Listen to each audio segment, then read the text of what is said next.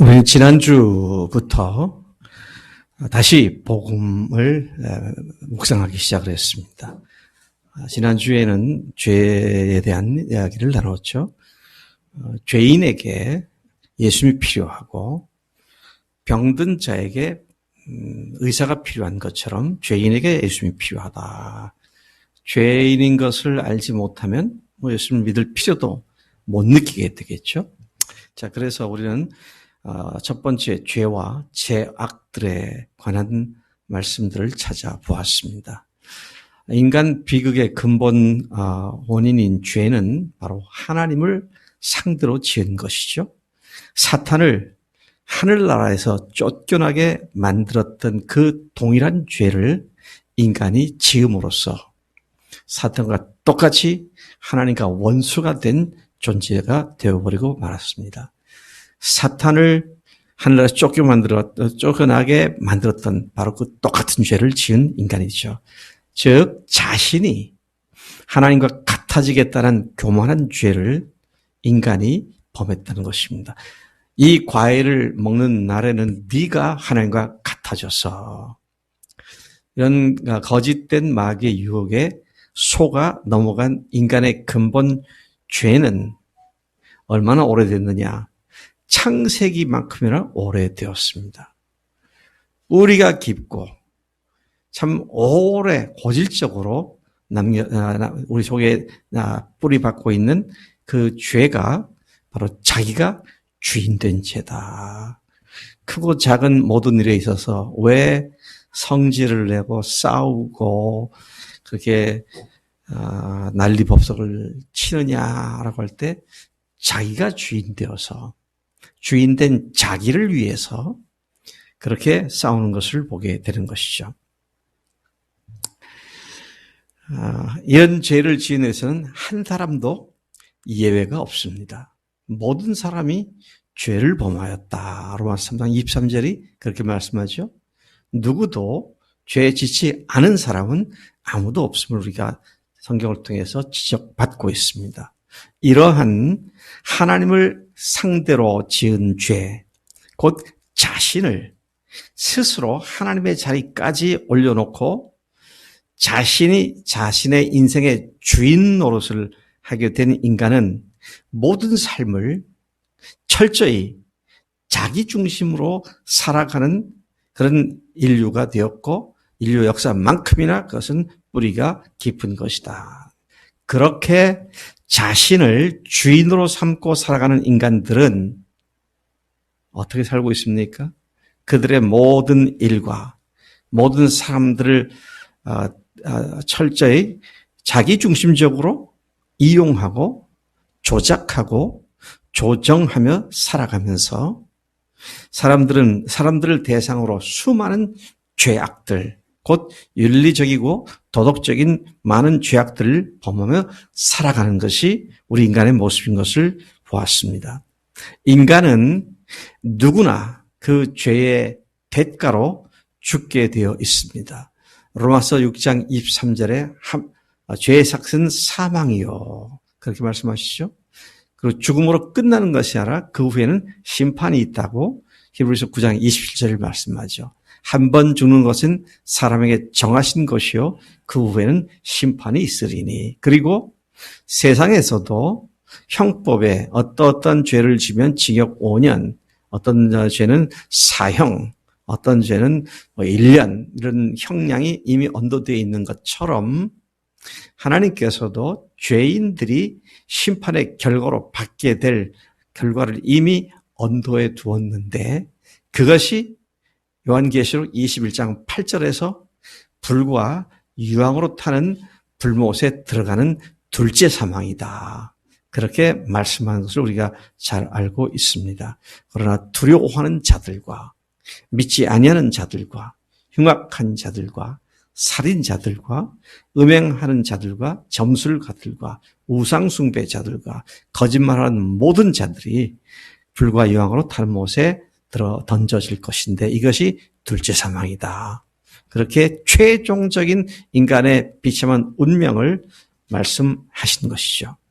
이런 죄와 죄악을 범한 인간이 처하게 될 운명은 육체적 죽음과 또 그에 따른 심판, 그리고 그 결과가 불과 유황으로 타는 불못에 들어가게 되는 것이라는 것이죠. 그런데 하나님은 참으로 은혜로우신 분이십니다. 그분은 문제만 지적하고 문제를 해결하지 못하는 그런 분이 아니십니다.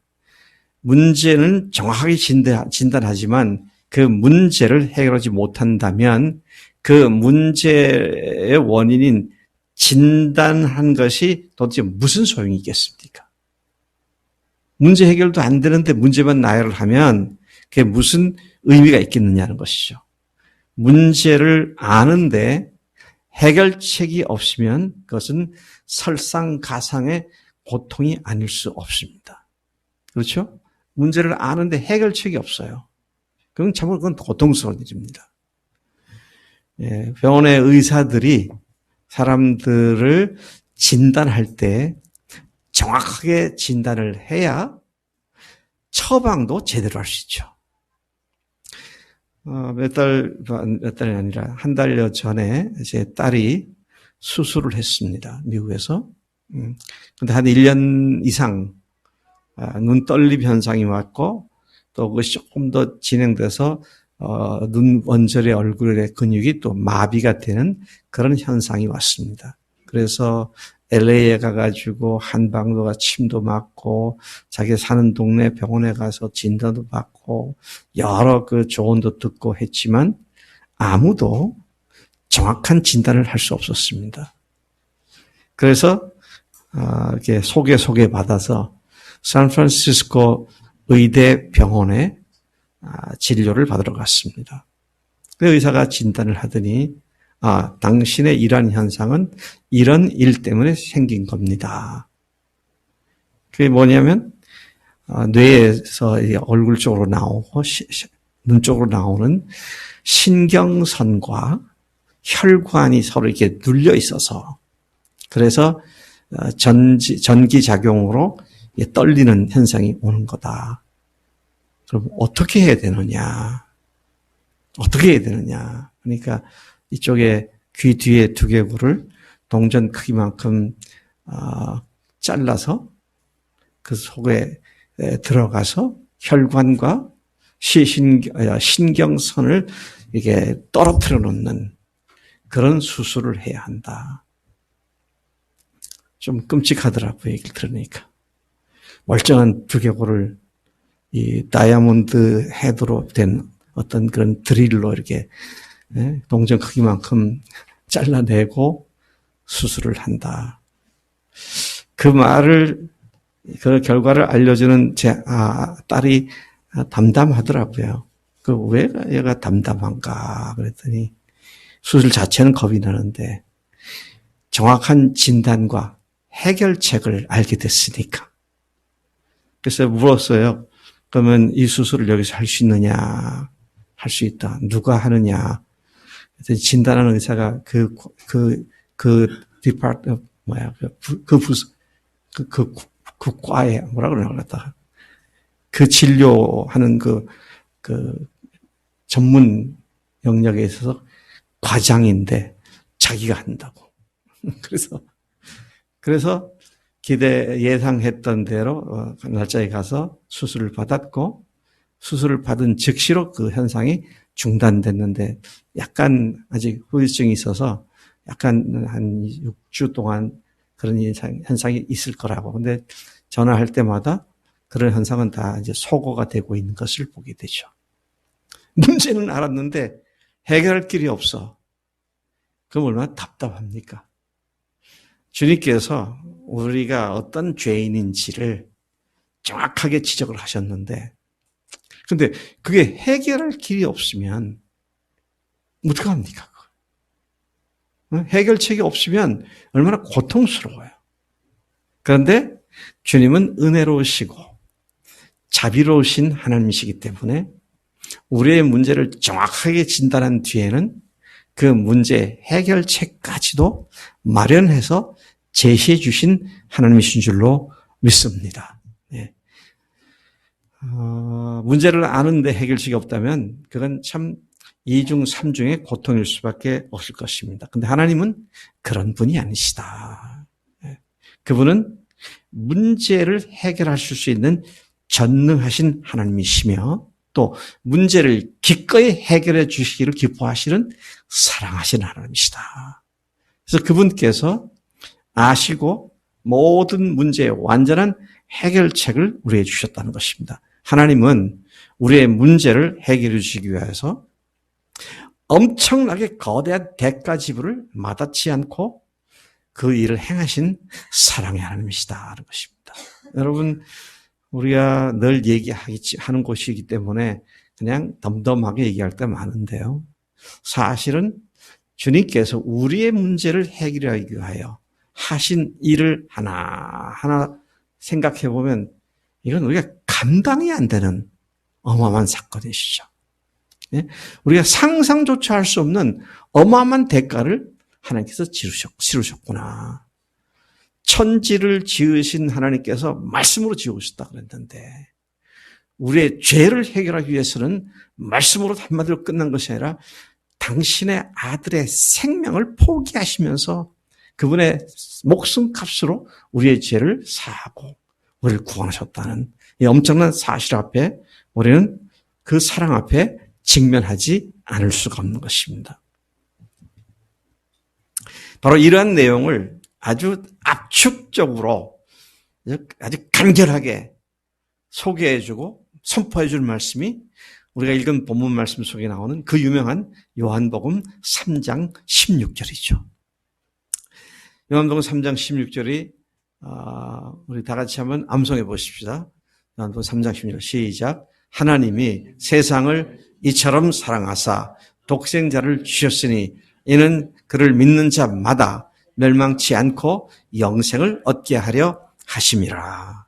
아멘. 야, 이게 참 기가 막힌 말씀입니다. 예. 아마 이 말씀은 교회 다니는 사람들이라면 다 거의 모든 사람들이 암송하는 구절일 뿐만 아니라 안 믿는 사람들도 매우 익숙하게 알고 있는 그런 구절이기도 하죠. 근데 요한복음 16절이 그렇게 중요한 의미를 갖고 있는 핵심적인 구절이라고 우리가 늘 말하고 있습니다. 자, 그래서 오늘 우리가 이 말씀, 요한복음 3장 16절 앞뒤를 살펴보면서 이 말씀의 의미를 다시 한번 묵상해 보면서 우리에게 베푸신 그 큰 사랑을 누리는 우리가 되기를 간절히 축복합니다. 먼저 이 16절의 시작은 이렇게 말하죠. 하나님이 세상을 이처럼 사랑하사 독생자를 주셨으니 사랑하셨기 때문에 독생자를 주셨다. 그렇게 말씀하십니다. 예수님을 세상에 보내신 이유가 뭐냐?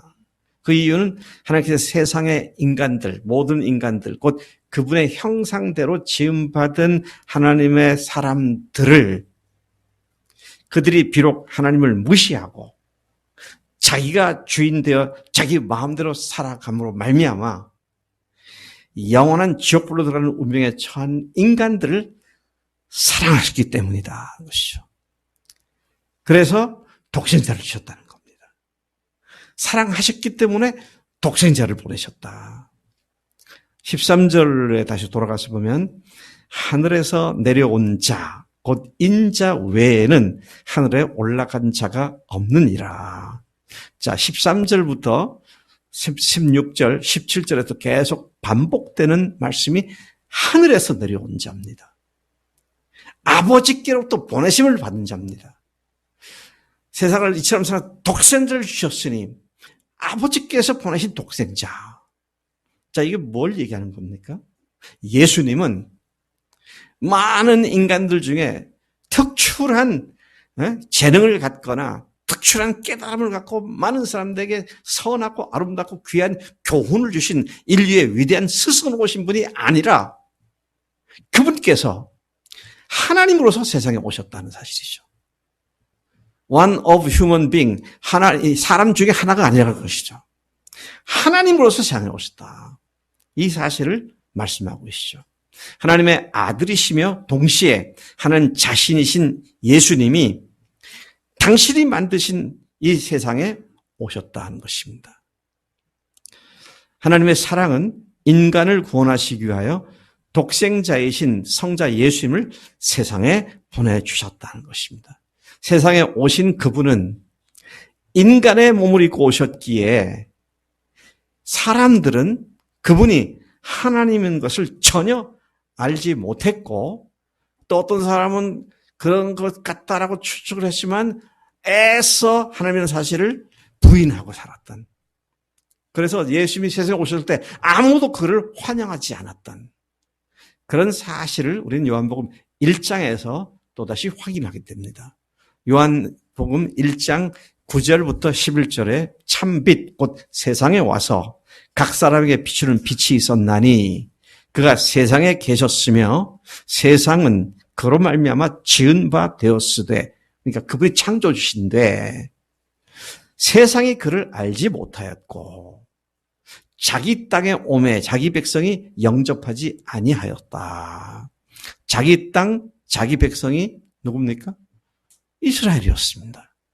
이스라엘 사람들이 살고 있는 그 땅에 오셨는데 그 이스라엘 백성들이 주님을 영접하지 않고 배척했고 결국은 십자가에 못 박아 죽이는 그런 일을 감행했던 것을 우리는 너무도 잘 알고 있습니다.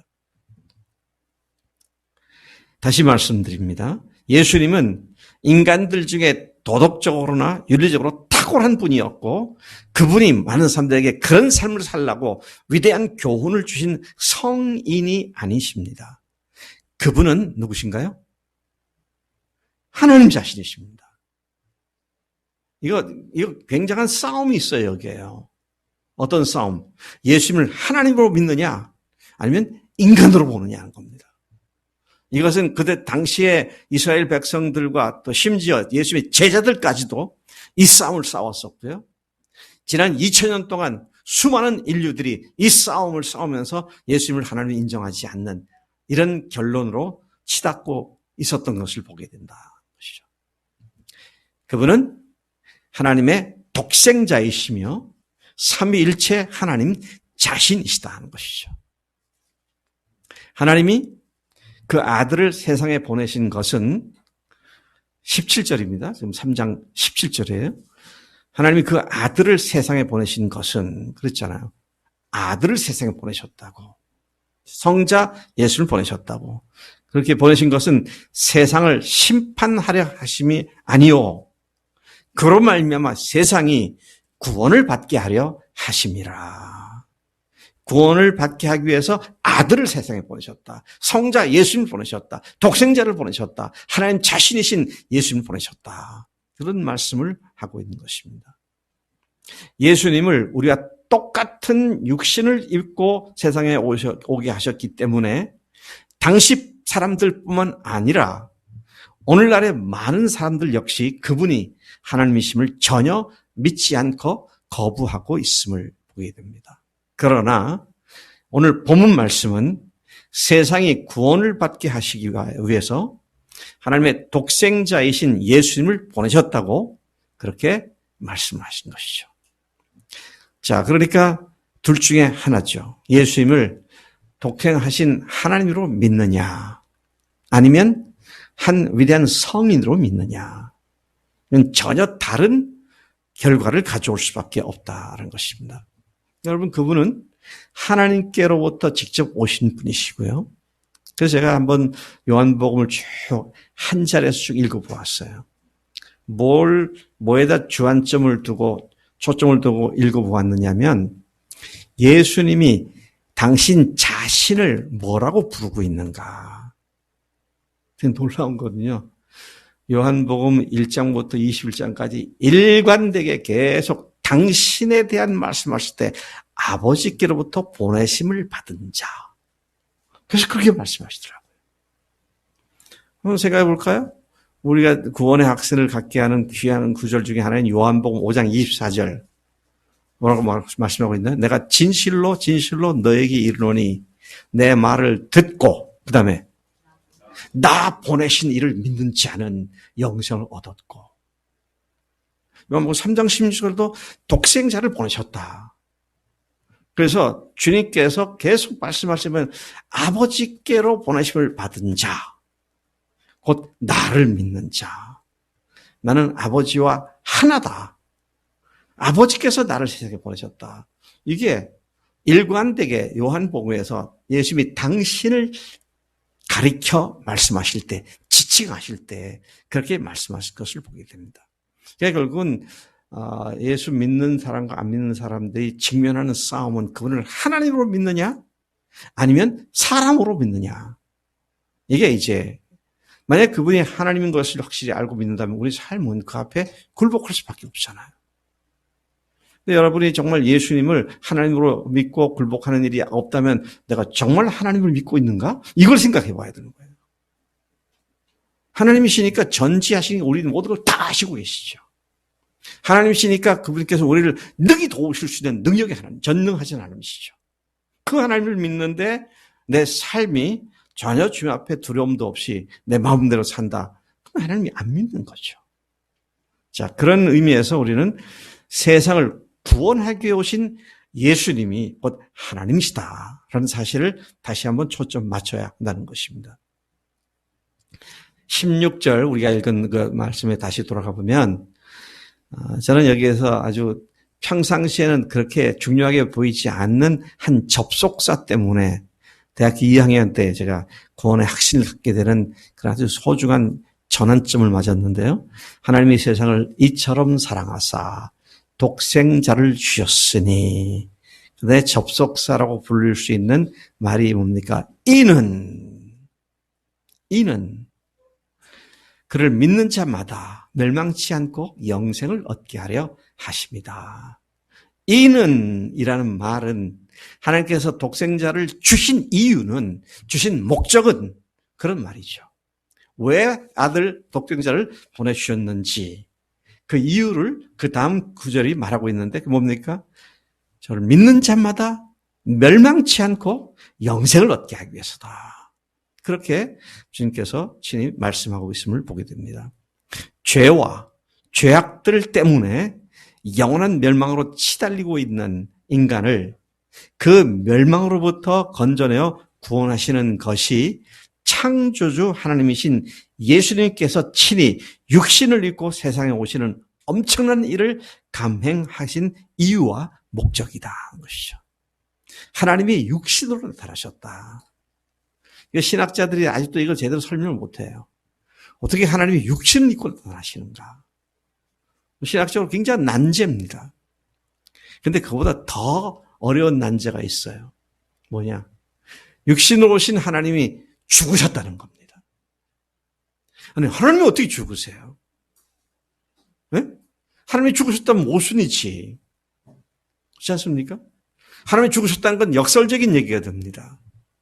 죽으실 수 없는 분이 죽으셨기 때문에 그게 모순인 거고요. 우리가 하나님에서 죽어야 마땅한데 하나님이 우리를 치전으로 위해서 죽었다는 건 이게 역설적인 얘기예요. 이건 우리 인간의 노력, 머리를 가지고 이해할 수 없는 그런 하나님의 놀라운 차원의 이야기인데 나중에 말씀드리겠습니다만 이 모순적이고 역설적인 것이 부활로 다 풀어지게 됩니다. 참 놀라운 역사를 우리가 여기서 보게 되죠. 자, 다시 돌아가서 말씀을 드리면요. 그렇게 멸망으로 치닫고 있던 우리 인간들을 위하여 하나님께서는 우리를 구원하시기 위해서 엄청난 일을 행하셨다는 것입니다. 그게 뭡니까? 아들을, 독생자 예수님을 세상에 보내셨다는 것이죠. 그것이 그분이 세상에 오신 유일하고 절대적인 이유가, 목적이 된다. 여러분, 오늘날 많은 정치 이념가들이 온 세계에 있는 모든 사람들이죠. 정치가들이죠. 또 한국도 마찬가지고요. 그들이 제시하는 사회가 어떤 사회입니까? 그들이 말한 대로 보면 공평하고 또 평등한 사회입니다. 정치 이념가들이 제시하는 평등하고 공정한 사회를 만들기 위해 오신 분이 아닙니다. 예수님은. 또 그분은 먹고 마시며 사는 경제적 문제를 해결하기 위해서 오신 분도 아니십니다. 또 그분은 우리로 하여금 지상낙원이라는 이상향을 꿈꾸고 실현하도록 하기 위해서 오신 분도 아닙니다. 그분이 세상에 오신 뚜렷한 목적과 이유는 우리를 죄와 그 영원한 형벌로부터 구원하셔서 하나님의 자녀로 살아가면서 하나님의 나라와 의를 위하여 살게 하시기 위한 것이다. 이것이 그분이 오신 중요한 목적이다 하는 것입니다. 그러니 말을 좀 바꾸면 어떻습니까? 죄와 영원한 형벌로부터 벗어난 우리가 하나님의 자녀로서 하나님의 나라와 의를 위해 살지 않는다면 그건 구원한 목적이 전혀 그에게는 이루어지고 않다는 얘기죠. 참 그런 면에서 우리가 하나님으로 믿느냐 아니면 인간으로 믿느냐 하는 이 근본 차이를 여기서 우리가 보지 않을 수 없는 것이다 하는 것이죠. 그분은 지극히 높고 영광스러운 하늘로부터 죄와 죄악으로 가득 찬 이 세상을 찾아오신 하나님 자신이시다 하는 것이죠. 세상을 구원하기 위해서 오신 예수께서 어떤 일을 하셨습니까? 그냥 오셔서 내가 구원하러 왔다 그러고 가신 것이 아니라 구원하기 위하여 실질적으로 그분이 하신 일이잖아요. 그래서 지금까지 말씀드리고 또 말씀드릴 내용을 아주 간단하게 세 문장으로 딱 얘기한다면 그분이 오셨습니다. 그리고 그분이 죽으셨습니다. 그리고 그분이 다시 살아나셨습니다. 이 세 마디가 예수님 전체를 표현이 되기도 한다는 것입니다. 예수님께서 세상을 구원하기 위해서 하신 일이 얼마나 놀랍고 엄청난 일입니까? 그분은 창조주 하나님이신데 창조주 하나님으로서 피조물에게 죽임을 당하시는 어마어마한 일을 행하셨다 하는 것입니다. 피조물에게 창조주 하나님이 죽임을 당하셨다. 아까 말씀드린 얼마나 역설적인 사건입니까? 얼마나 모순된 사건이에요. 인간의 범죄가 창조주 하나님을 죽게 만든 것입니다. 왜 그렇게 예수님은 죽음의 자리를 자처하셔서 죽으셨습니까? 그 유일한 답이 뭐라고요? 왜 그러셨다고요? 큰 소리로 얘기해 보세요. 왜 그러셨어요?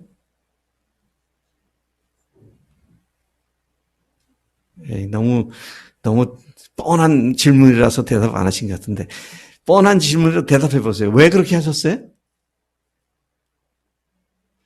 안수님 자매가 뭐라 그러는 것 같은데 마스크 때문에 잘 안 들려. 큰 소리로. 왜 그렇게 하셨어요? 우리 죄 때문에 이렇게 죽으셨는데 왜 그렇게 죄 때문에 죽으셨어요? 사랑하시기 때문에. 사랑하시기 때문에. 그것밖에 답이 없어요. 우리를 사랑하시기 때문에. 지금도 사랑하시기 때문에. 그래서 요한복음 3장 16절에서 뭐라 그럽니까? 하나님의 세상을 이처럼 사랑하사 우리말 성경에는 이처럼 사랑하사 독생자를 주셨다. 그런데 독생자를 주기까지 사랑하셨다. 이런 말로 해석이 되는데요. 영어 성경에는 For God so loved the world that so that 용법을 쓰더라고요. 너무너무 사랑하셔서 아들을 주셨다. 그분의 사랑이 그렇게 큰 사랑이고 그 큰 대가를 지불한 사랑이었음을 보게 된다는 것입니다. 하나님이 세상을 너무도 사랑하셔서 독생자를 주셨고 또 독생자이신 그분이 우리를 위해 대신 죽임을 당하셨다. 하나님이 대신 죽임을 당하셨다. 죄의 삭은 사망입니다. 그런데 인간들이 지불해야 할 죄의 대가인 사망을 그분이 대신 당하시고 우리의 죄값을 친히 당신의 몸으로 담당하셨다는 것이죠. 감당하시고 담당하셨다. 여러분, 우리가 모두 죄의 짐에 짓눌려 살고 있는데 예수님 오셔서 그 죄짐을 He took away, 그걸 갖고 가셨다는 겁니다. 그분이 대신 지어주셨다는 얘기예요. 그러니까 우리는 가벼운 죄로부터 벗어난 자유로운 그런 몸이 됐죠.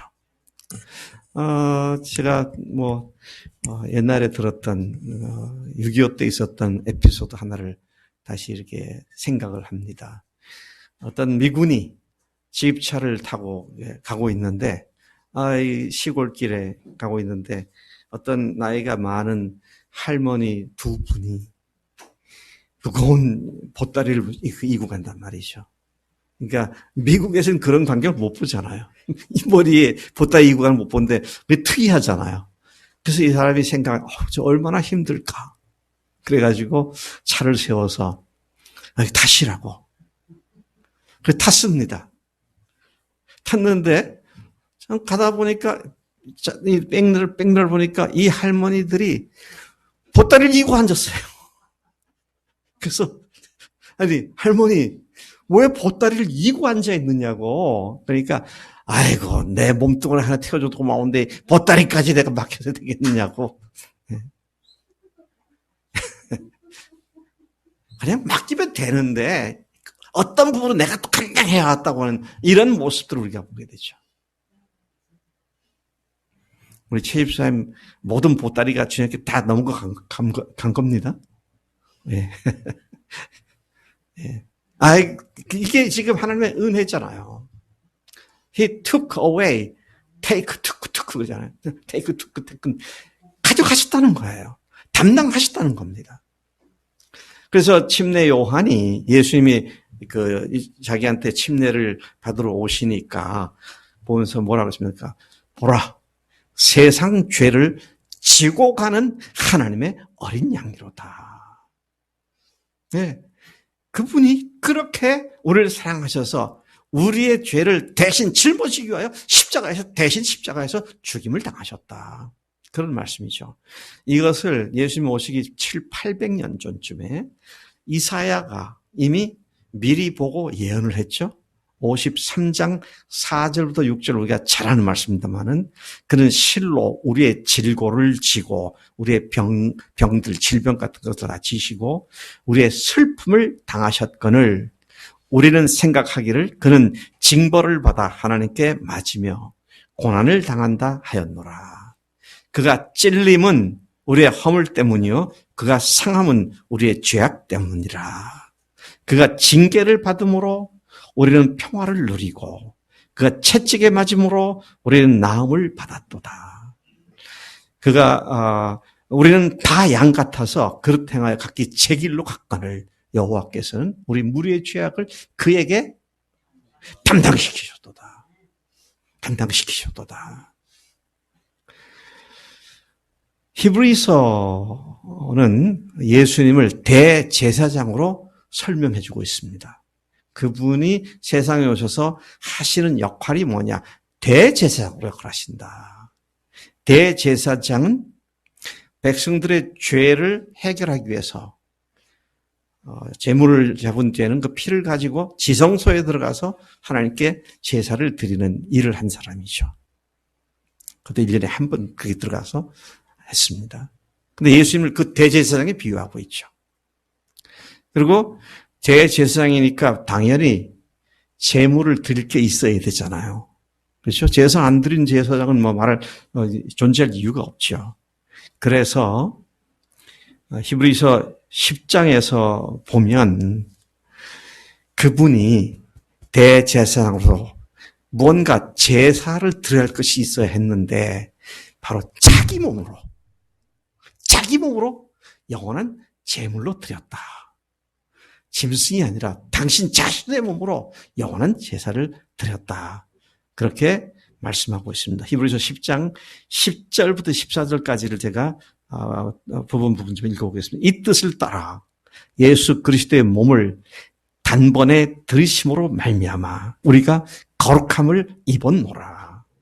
제사장들이 매일 드린 제사는 언제나 죄를 없게 하지 못해 하지만 12절에 오직 그리스도는 죄를 위하여 한 영원한 제사를 드리시고 하나님 우편에 앉으사 14절 그가 거룩하게 된 자들을 한 번의 제사로 영원히 온전하게 하셨느니라.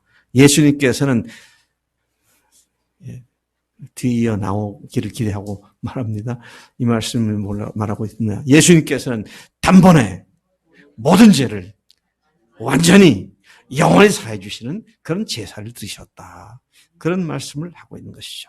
예수님께서는 세상에 계시는 동안 수많은 이적을 행하시면서 자신이 하나님이심을 증명해 주셨습니다.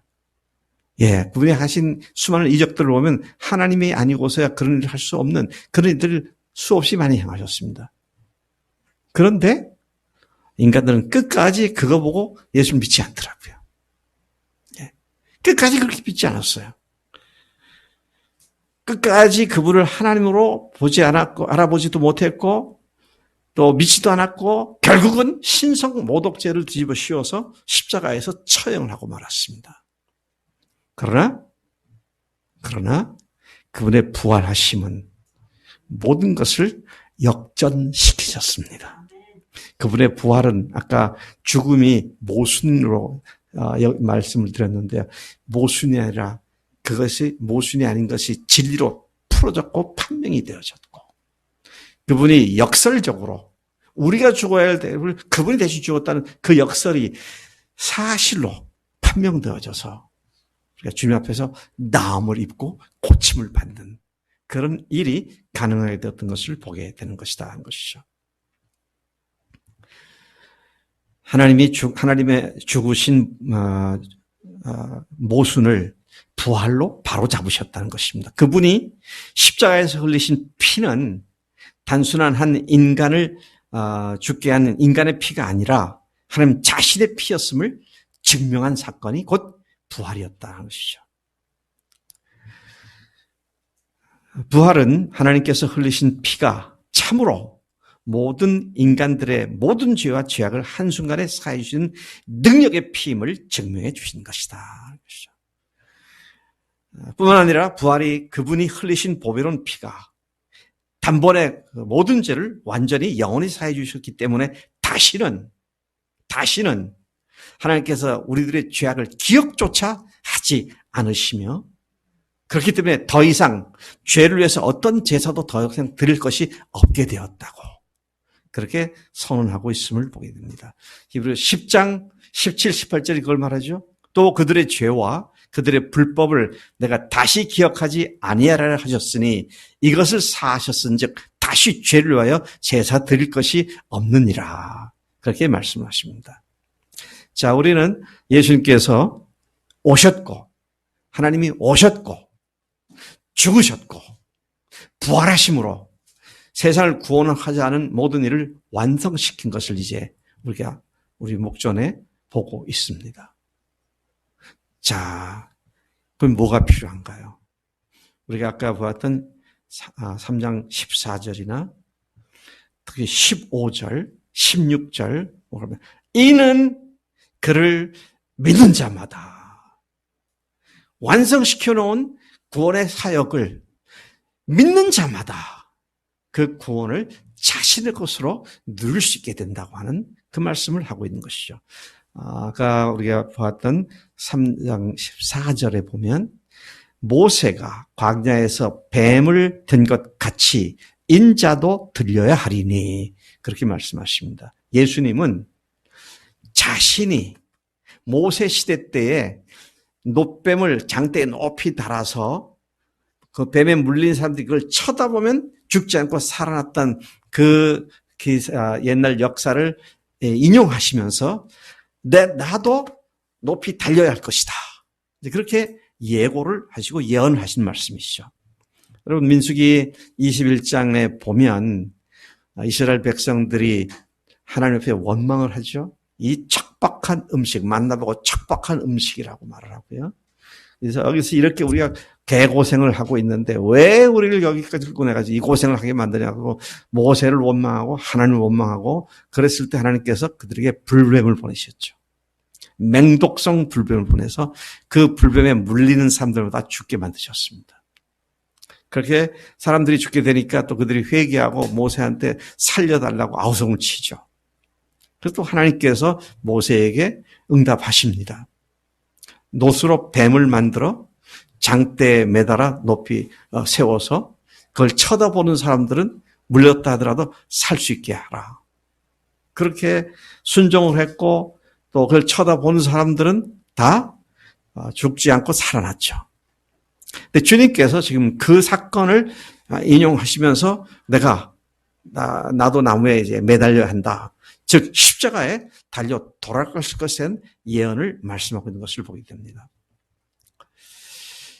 자, 그래서 주님께서는 그 십자가에 달린 예수님을 바라보는 자는 악한 마귀에게 물려서 죄 가운데서 고통 가운데 살아가고 있던 사람들이 일순간에 죄의 독이 제거가 되고 살아날 수 있다는 사실을 그렇게 말씀하신 것이었습니다. 15절에도 보니까 이는 그를 믿는 자마다 영생을 얻게 하려 하십니다. 16절에 보니까 하나님의 세상을 이처럼 사랑하사 독생자를 주셨으니 이는 그를 믿는 자마다 멸망하지 않고 영생을 얻게 하려 하심이라. 여기에 보면은요, 15절과 16절에서 같은 문구가 두 번 반복해서 나오죠. 그게 뭡니까? 이는 그를 믿는 자마다라는 말씀입니다. 이는 그를 믿는 자마다. 자, 저는 이 말씀을 이렇게 읽으면서 이 말씀이 적어도 두 가지 의미를 갖고 있구나. 이는 그를 믿는 자마다라는 말이 갖고 있는 두 가지 의미가 뭐냐 할 때 첫째는 죄 사함을 받고 구원받는 유일한 조건이 예수님을 믿는 것이다 하는 것이죠. 그를 바라보는 자마다 그렇습니다. 그를 바라보는 자, 믿음으로 바라보고 그 십자가가 자기들의 죄를 위한 하나님의 사랑이고 하나님의 은혜라는 사실을 바라보는 자, 믿는 자, 그런 말씀을 하고 있는 것이죠. 죄 사함을 받고 구원받는 유일한 조건이 바로 믿음이죠. 구원은 모든 믿는 자들에게 주시는 하나님의 은혜의 선물인 것이죠. 인간의 어떤 선한 행위나 성경 말씀대로 선행을 하면서 사는 행위가 아니라 구원은 오로지 믿음으로 그 선물을 받는 것이면 충분하다는 것입니다. 거저 주시는 바 선물이라고 말하고 있는 것이죠. 디도서 3장 5절에 우리가 또 많이 아는 암송구절을 합니다만 우리를 구원하시되 우리의 행한 바 의로운 행위로 말미암지 아니하시고 오직 그의 긍휼하심을 조차 중생의 씻음과 성령의 새롭게 하심으로 하셨다. 그렇게 말씀하시면서 어떤 의미에서도 우리의 구원은 우리의 행위에서 오는 것이 아님을 선포하신 것을 우리가 잘 알고 있습니다. 그래서 이는 그를 믿는 자마다라고 하는 말은 예수님을 믿는 것, 그것이 오직 유일한 믿음의 구원의 조건이다. 또 그 말이 의미하는 두 번째는 또 뭐냐? 두 번째 의미는 그 구원의 선물은 누구나에게 주는 것이다. 믿는 자마다 그랬습니다.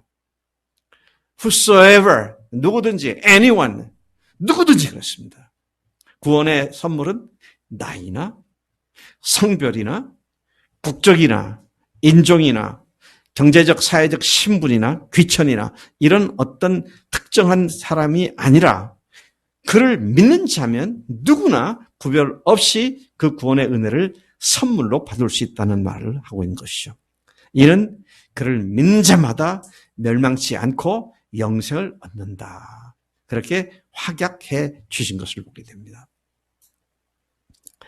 여러분 이사야서 1장 18절 말씀을 다시 생각해 봅니다. 여호와께서 말씀하시되 오라 우리가 서로 변론하자. 너희의 죄가 주홍 같을지라도 눈과 같이 희어질 것이며 진홍같이 붉을지라도 양털같이 희게 되리라. 와, 여러분 이 지구를 덮고 있는 인류들이 갖고 있는 수많은 죄와 죄악들이 얼마나 더럽고 주홍 같은 먹보다 더 검은 그런 죄로 이 세상이 덮여 있습니까? 그 중에 나도 한 몫을 차지한 사람 아닙니까? 죄를 짓고 죄의 자리에 앉아있는 그런데요. 그 모든 사람의 모든 죄가 어떻게 그렇게 단번에 완전히 영원히 해결될 수 있습니까? 네? 어떻게 그렇게 되죠? 무엇이 그걸 가능하게 만듭니까? 네? 지금 누가 십자가 그랬는데 네. 십자가에서 흘리신 보혈의 피가 그게 사람의 피가 아니라 하나님 자신의 피이기 때문에 하나님의 능력의 피이기 때문에 그 일을 가능하게 한다는 것입니다. 저는 이것을 제대로 설명하는 적절한 예화라고 생각되지는 않지만 그래도 우리가 아는 범위에선 이런 얘기를 하면 조금 더 이해에 도움이 될 것을 말씀을 드립니다. 겨울철에 깜깜한 밤에 잠을 잤잖아요, 우리가요. 근데 아침에 일어나 보면 밤새 눈에 내서 온 세상을 하얗게 페인팅을 해놨습니다. 그죠? 어디든지 다 흰 눈으로 커버되어 덮여져 있어요. 세상에 어떤 화가가 그렇게 할 수 있나요? 참 이건 놀라운 일입니다. 그래서 어떤 눈을 볼 때, 야, 저게요, 조금 이게 거뭇거뭇한 숯덩어리가 아니라 새카만 연탄 위에도 완전히 하얗게 덮여져 있고요. 회색빛을 박힌 재 위에도 완전히 하얗게 나무도 그렇고 모든 걸 다 하얗게 덮이잖아요. 근데 그런 걸 보면서 그래, 예수님의 십자가의 보혈이 저런 능력이 있지. 여러분 여기 충청도잖아요. 충청도에 있는 얘기를 하나 하면 좀 더 공감이 되지 않을까 싶어서 제가 충청도와 관계된 얘기 좀 하겠습니다. 충청도 저 서쪽 끝에 가면은 긴 섬이 하나 있어요. 서쪽에 있는 긴 섬이 뭐죠? 안면도입니다. 안면도 밑에 또 섬이 또 하나 큰 게 있어요. 그게 원산도입니다. 제가 총각 때에 여의도 침례교회 교사들을 데리고 여름에 수양회 뭐 다 끝난 뒤에 좀 쉰다는 의미로 청년들과 함께 그곳에 한 10대 명 수양회를 갔었습니다. 휴양회죠, 이를테면. 하여튼 너무 좋더라고요. 왜 좋으냐면 해변의 비치가 그렇게 좋을 수가 없어요. 그게 미숫가루 같이 아주 가는 모래더라고요. 그리고 그런 모래가 이게 백사장이 쫙 펼쳐져 있는데 그 폭을 제가 어림짐작할 때 백사장 폭이 한 200~300m. 그 다음에 길이가 아마 2km 정도? 5리 정도? 아주 아름다운 그 비치가 있더라고요. 그래서 제가, 우리나라에도 특히 서해안에 이런 비치가 다 있구나. 그게 평평하니까 거기에 놀러 온 사람들이 축구도 하고, 모래성을 쌓기도 하고, 그래서 보니까 그 넓은 백사장 대부분이 사람들이 거기다 그 글씨를 파서 낙서도 하고 그렇게 했더라고요. 그리고 보니까 그런 식의 글도 있어요. 이쪽에 이제 하트를 하나 그려놓고, 정섭 loves 스키 이런 식으로 써놓기도 하고, 거기다가 온갖 낙서를 다 해놨더라고요. 그래서 그 깨끗한 모래사장이 울퉁불퉁 그렇더라고요. 그래도 좋았어요. 그래서 하룻밤을 자고 새벽녘에 비치를 다시 나가보니까 밤새도록 하나님께서 깨끗하게 다 지우셨더라고요. 세상에 어떤 미장공이 그렇게 할 수 없으려고 깨끗하게 어제 있었던 걸 그냥 밤새 다 깨끗하게 지워버리시고, 그리고 깨끗한 모래사장만 남겨놓고. 제가 그걸 보고 순간 놀랐어요. 어제 그 인력 동원해가지고 그건 미장질하고 그래가지고 뭐 하려면 불가능한 일인데 하룻밤 자고 나니까 완전히 그냥 매끈한 빛으로 바뀌는 말이죠. 자, 그걸 보면서 하나님의 능력이 참으로 위대하구나. 저렇게 더러운 것들로 엉망진창으로 됐던 우리 마음을 예수님께서 십자가의 보혈로 깨끗하게 하시는구나. 왜요? 그분의 피가 하나님 자신의 피이기 때문에 그 일이 가능하게 됐더라는 것이죠. 이제 오셨고 죽으셨고 부활하셨기 때문에 우리를 용서하시고 우리를 하나님의 자녀로 만들어주시는 모든 필요한 일을 완성하셨기 때문에 이제는 우리가 믿음으로 아멘으로 받아들이게 되면, 그러면 그것이 바로 우리 것이 된다고 하는 이 엄청난 복을 우리가 앞에 놓고 있는 것이죠. 에베소서 1장 6절 7절에 보면 그렇게 말을 하십니다. 이는 그가 사랑하시는 자 안에서, 하나님이 사랑하신 자가 예수님이잖아요. 예수님 안에서 우리에게 거저 주시는 바 그의 은혜의 영광을 찬송하게 하려는 것이다. 우리에게 주시는 은혜를 뭐라고 말하고 있냐? 거저 주시는 것이다 그랬어요. 공짜로 주시는 것이다. 우리의 어떤 행위로 주시는 것이 아니라 그분께서 그냥 주시는 것이다. 그래서 거저 주시는 바 그 은혜의 영광을 찬송하게 하는 것이라 우리는 그리스도 안에서 그 은혜의 풍성함을 따라 그의 피로 말미암아 속량 곧 죄사함을 받았느니라. 죄사함을 받을 길이 생겼다가 아니라 받았다. 앞으로 받게 될 거다가 아니라 이미 받았다고 그렇게 신앙으로 고백하는 것을 보게 되죠. 그 다음에 우리가 같은 에베소 2장 8절 9절에 또 많은 분들이 암송하는 구절이기도 합니다만 한번 같이 암송해 볼까요? 너희는 그 은혜에 의하여 믿음으로 말미암아 구원을 얻었나니 이것이 너에게서 난 것이 아니요 하나님의 선물이라. 행위에서 난 것이 아니니 이는 누구든지 자랑치 못하게 함이니라. 여러분, 하나님께서 우리에게 이 선물을 주시기 위하여 무슨 대가를 치르셨다고요? 하나님 자신이신 성자 예수님을 보내셔서 죽게 하신 어마어마한 이 대가를 치르셨고, 그리고 부활로서 그분이 하나님이심을 증명해 주셔서 우리가 그럼 확실한 증거를 갖고 믿을 수 있는 그 은혜를 우리에게 제시해 주신 분이시죠. 그래서 여러분, 이제 우리가 이 복음 안에 다시 뿌리를 내리고, 그거는 한번 들었으니 그렇게 됐으니까 이제 그건 알았고가 아니라 날마다 이 주님의 은혜를 다시 생각하면서, 그렇지, 내가 그렇게 죽일 죄인이었지만, 지난주 봤던 대로 그런 죄인이었지만 예수님의 십자가의 보혈이 나를 용서하셨고 구원으로 하나님께서 보증해 주셨지. 자, 우리가 그런 부활로 구원을 보증해 주셨지. 이런 믿음을 갖고 나아갈 때 우리가 넘어지지 않고 늘 승리하는 매일의 삶이 될 줄로 믿습니다. 하나님 아버지 감사합니다. 저희들이 아직 죄인 되었을 때에, 아직 불의한 자였을 때, 아직 하나님 앞에 경건치 못한 자였을 때 주님께서 먼저 우리를 위하여 세상에 오셨고 죽으셨고 부활하셔서 우리에게 영원한 생명의 길을 허락해 주신 것 감사합니다. 하나님, 항상 우리의 과거의 근본을 되돌아보며 지금 우리가 서 있는 자리가 얼마나 은혜의 자리이며 하나님의 참 큰 복된 자리인지를 늘 되돌아보면서 감사하며 주 앞에 늘 엎드리는 매일의 삶이 되도록 인도하신 줄로 믿습니다. 오늘도 내일도 주님 앞에 설 때까지 이 은혜를 붙잡고 살기를 원하오니 성령님 역사하실 줄로 믿습니다. 감사하고 예수님의 이름으로 기도를 삼나이다. 아멘. 아멘.